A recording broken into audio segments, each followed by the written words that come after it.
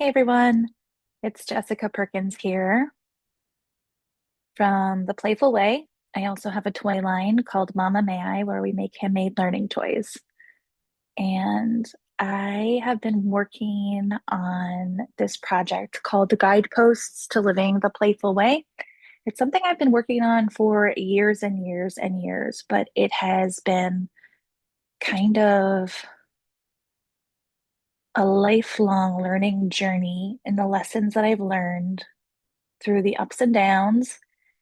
And the playful way is really a lifestyle about, it's kind of set on this rhythm of intention and reflection. So pause and play, this cycle of pause and play, pause and reflect, play and connect. And last year I set about making or turning these guideposts into chapters in a book. And those chapters are what I'm presenting to you this year. And it has taken me one whole year of just sitting on them to do anything with them. I mean, I've created all the visuals, all the PDFs, all the mantra cards, everything to go along with it. But I haven't done this part, the showing up part, the being on the camera part, the part that's really hard for me. And I'm sabotaging. I am sabotaging. I am going to practice one of the guideposts, and that is to show up messy, to just do the thing, even if it's imperfect. I am a recovering perfectionist. So showing up messy can be hard, but I think I really believe in the work that I'm doing in the world. And I feel that I've been mentored and guided by so many different people that have been able to offer me treasures and gems and gifts along the way. And I really want to share those with you. So I'm going to start the podcast with that. That is my intention. This is a 52-week long journey. There are 52 chapters. I did that intentionally because it's a whole yearly rhythm that I want to share. And with that rhythm comes the ritual of pause and reflect and play and connect. I am going to share bits of my story with you. I'm going to share bits of the practices and the rituals that I and the rhythms that I've used to help me navigate life, even when it's felt really dark and lonely. And even when I haven't even had the tools to make the map. I'm kind of been drawing this life's map while navigating trauma and tribulation, and a map maker while I'm going through that. And some of these are just tools that I have gained throughout that journey, and I really want to share them with you. And I don't want my block of me being messy and showing up messy to keep me from sharing these gifts that I have learned with you. One of my good friends taught me, she would always say, it's buffet style here. Take what you want and leave the rest. And I'm such a proponent of that. I am a homeschooling parent. We do kind of this lifelong learning model where we revisit things over and over and over again, but in every time you revisit something, you're doing it from a different place with a different history, from a different perspective. So even if the things that you're revisiting are things that you have seen or heard before, you are different. And in that difference, you're meeting yourself in a new place. I am inviting you to step into this with me with curiosity. I had originally created a bunch of podcast scripts for this, and they didn't feel authentic. I tried to record a few last night, and they're just not feeling authentic to me. So instead of letting that stop me from showing up, I decided that each of these podcast episodes is going to be a chapter of the book. I write, that's how I process a lot of feelings. I say a lot of things with words. And I can't always do it off the cuff unless I'm in conversation with somebody, and showing up in this format where I'm kind of talking to myself doesn't feel super authentic to me. But when my pen was meeting the paper and I was writing this, it was authentic. It is authentic to me. And that is what I want to express with you. So instead of trying to rewrite it or format it in a way that feels conversational, I'm deciding to just show up with it as it is. And I'm going to read it to you because those words have been thoughtfully curated and written and reread in my mind and rewritten again. And so much time and effort has poured into these chapters. And I don't want to do them a disservice by, trying to rewrite it to format it into this podcast. So that is kind of a caveat of all of these 52 chapters and guideposts.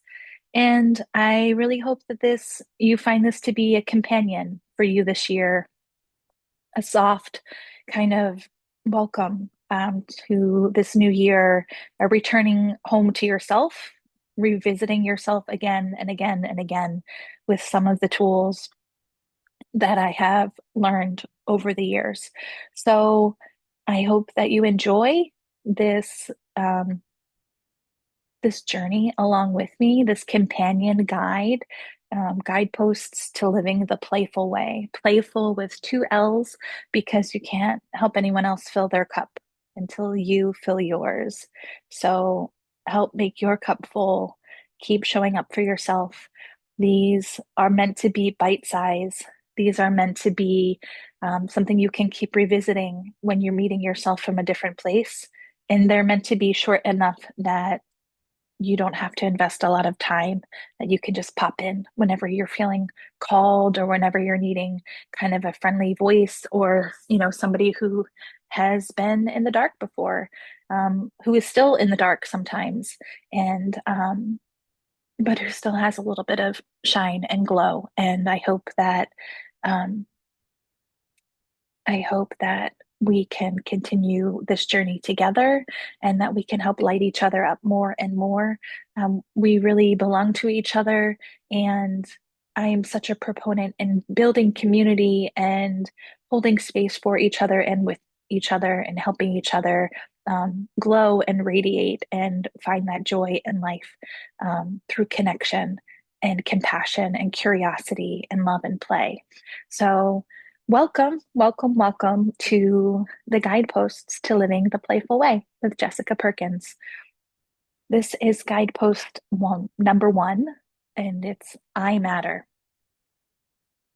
I matter. Recognizing your worth and inherent value, you do not have to earn your right to take up space, to be loved, to belong. You matter simply because you are here. Reflection. Many of us were raised to believe that our worth was tied to what we could do for others, to how much we could produce, to how well we could please. This constant striving for love, acceptance, and belonging isn't because we are broken. It's because our nervous systems were wired for connection. And somewhere along the way, we learned that connection wasn't unconditional. But here's the truth. Your worth is not conditional. It's your birthright. And reclaiming this truth is not selfish. It's sacred. When you come home to the deep knowing that you matter, you soften the defenses that once kept you safe, but now keep you small. You reparent the part of you that was always waiting for someone else to tell you that you're enough. And now you tell yourself. Connection. There was a season in my life when I was endlessly busy trying to prove that I was enough. If I was helpful enough, selfless enough, hardworking enough, maybe then I'd feel worthy of rest, love, belonging. I remember sitting at my kitchen table after one of the hardest weeks I'd had in a long time. Bills were overdue, my energy was threadbare, and I was holding everything together by a single fraying string. I was exhausted, bone deep exhausted. And yet, instead of resting, I was trying to squeeze in one more email, finish one more task, prove to myself I was still being productive. staring at a to-do list that seemed impossible. I was exhausted, there was no doubt. There were toys on the floor and a voice in my head whispering that I hadn't done enough to deserve a break. I caught my reflection in the window. I looked so tired. There was a weariness in my eyes that I didn't recognize anymore because I had grown so used to pushing through. And in that moment, I heard the quietest whisper inside me. You matter, even if you do nothing else today. And I cried, not because I believed it, but because I really wanted to. I put my laptop down. I breathed. I let myself be done for the day. I wasn't productive, but I was present. And that was the moment I realized I had been waiting for someone to tell me I was enough when all along it was me. That was the day I started to practice belonging to myself. That tiny whisper became a practice, a homecoming. I didn't have to earn my place at the table. I was already worthy. That was the day I started to practice belonging to myself. From then on, I began leaving myself permission slips, notes scribbled on post-its, reminders tucked into my journal, affirming this truth. I matter simply because I am here.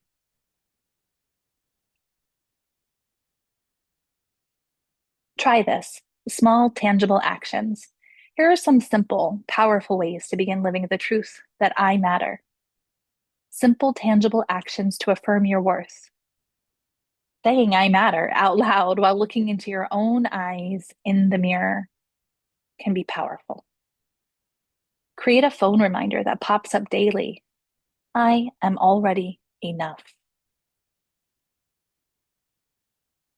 I used to have a ring on my finger that just simply said, I am enough.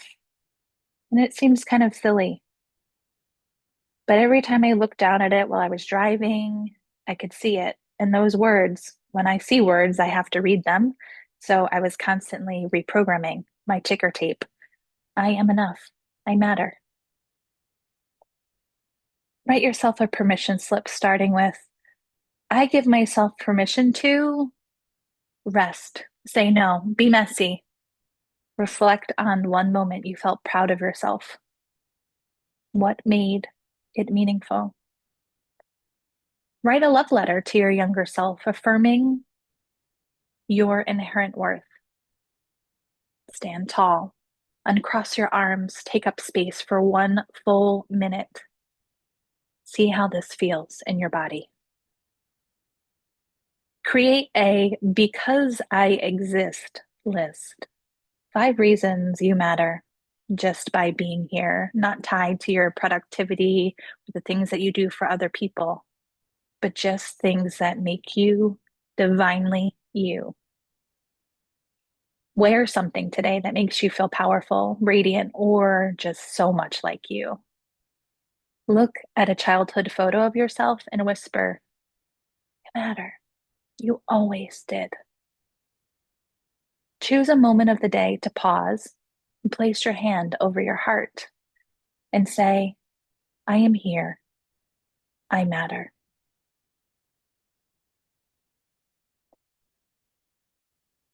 Pause and reflect prompts. Inward reflections to reclaim your worth. What does it feel like in my body when I believe I matter? What stories have I been told or still carry about my worth? Where in my life do I still wait for permission to rest, to say no, or to be seen? Who makes me feel valued just for being me? When do I most feel, when do I feel most disconnected from my sense of worth? What emotions arise when I say the words, I matter? What parts of me still feel like they have to earn love or belong? What helps me come back to myself when I feel so lost or so small?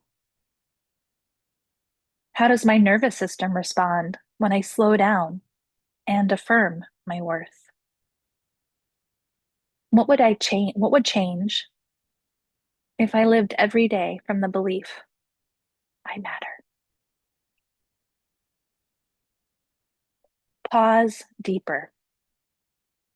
There was a season when I believed my worth was measured by what I could produce or provide. Productivity had become my armor, my currency for belonging. Slowing down felt like failure. But every time I paused, every time I sat quietly with my hand on my heart and said, I matter, I softened. My nervous system softened. My breath deepened. It took time to trust this practice, but each moment of stillness was a reclamation, a reminder that I am already enough. If you've spent your life proving you're worthy, it makes sense that this practice feels unfamiliar and maybe even a little uncomfortable. Your nervous system may resist slowing down or receiving kindness because it's bracing for the next expectation. But pause here. Breathe into your belly. A full, big belly breath, not just the kind that sits in your chest, but when you inhale, your tummy mountain, your belly rises, and you exhale again. What if you didn't have to do anything to be worthy? What if your very existence is evidence enough? When you pause and listen, your body may whisper truths that your mind may have forgotten. Let this be your homecoming. Play and connect prompts. Joyful, embodied ways to affirm your value. Revisit a childhood hobby or activity you once loved, just for you. Create a belonging box filled with items that remind you of who you are. Dance to a song that makes you feel powerful, free, fully alive. Make a playlist that celebrates your truth, your strength, your softness. Play dress up. Wear something bold or silly or expressive just because. Take a solo adventure to a cafe, a park, a bookstore, and savor your own company.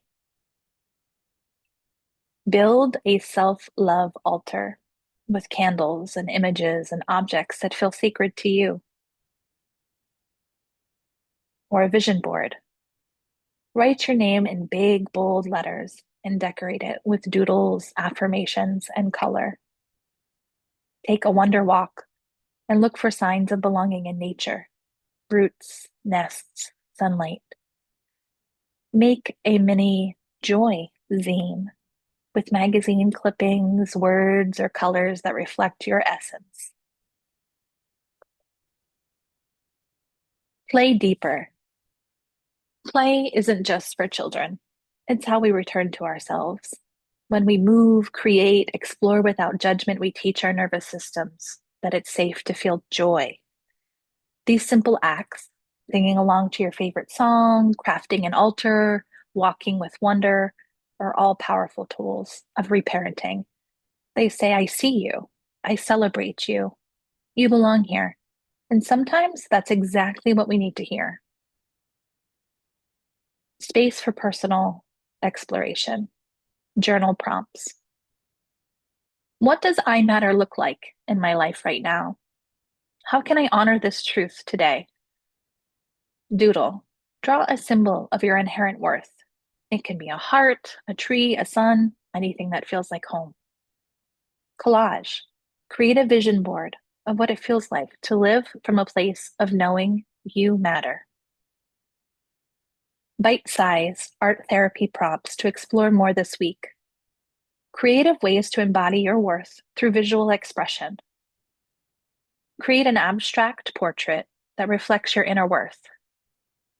Paint or draw a golden circle with your name in the center. Illustrate what I matter feels like inside your body using color and shape. Make a collage using words, textures, or images that affirm your identity. Doodle a shield of self-worth and decorate it with empowering symbols. Trace your hand and write an affirmation on each finger. Draw a before and after image of how self-worth has shifted in your life. Photograph something that symbolizes your belonging in the world. Use torn paper to build a layered piece, representing your growth and identity. Create a vision board titled, A Life Where I Know I Matter. Affirmation. I am worthy exactly as I am. I do not need to earn love, rest, or belonging. They are already mine. Every time I breathe, I remind myself that I am enough.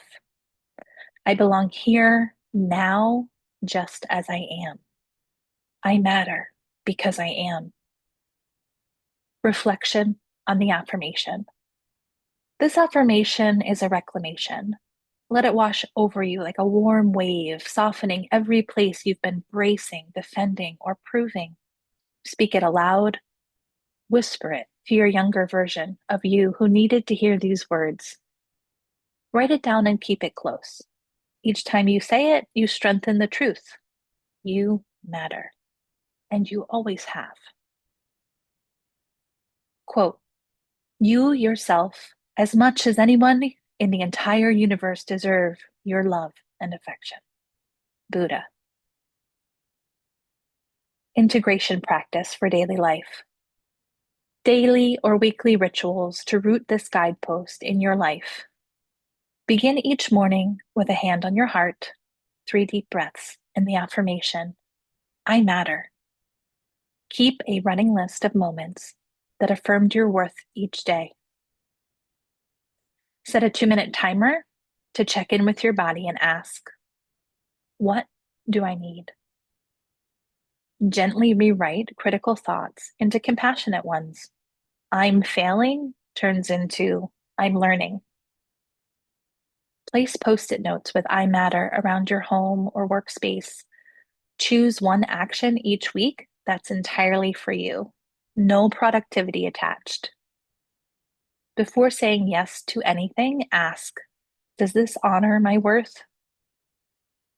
Celebrate moments you honored yourself, big and small, with a worthiness win journal. End your day by writing one way you showed up for yourself. Use the mantra, I matter, as an anchoring during difficult conversations or choices. Why this matters. The more often you pause, reflect, and practice, the more you retrain your nervous system to feel safe in the truth of your worth. This is slow, gentle healing, and it's yours to claim. Final thought. You don't have to earn your existence. You don't have to prove your place. Every time you practice, I matter, you lay another stone on the path back home to yourself. Let this be your steady becoming. You belong. You are worthy. You matter.